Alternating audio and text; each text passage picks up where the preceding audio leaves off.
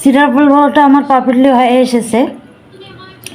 বাচ্চারা এমনি চিরা না খেতে চাইলে এভাবে চিরা পোলাও বানিয়ে দেবেন, ওরা অনায়াসে খেয়ে নেবে।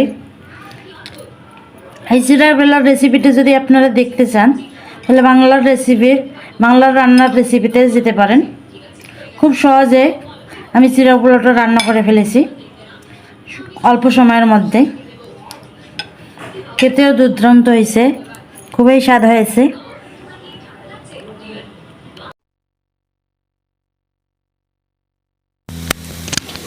এখানে পরিমাণ মতো তেল দিয়েছি পেঁয়াজ কুচি দিয়েছি 2টা কাঁচামরিচ কুচি দিয়ে এটা ভালো করে ভেজে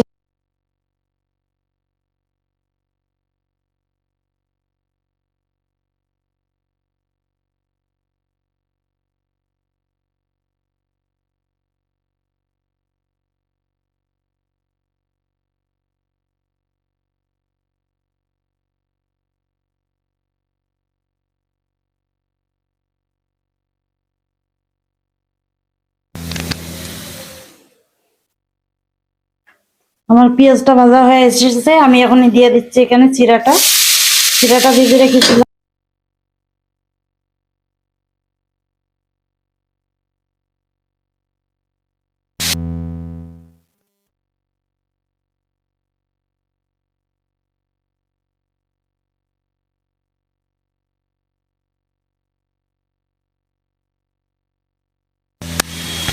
এক চিমটি পরিমাণ দিয়ে দিচ্ছি মরিচ,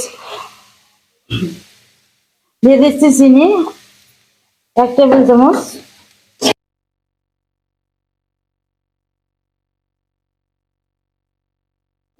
এটাকে ভেজে নিব, ভেজে নিয়ে তুলে ফেলবো।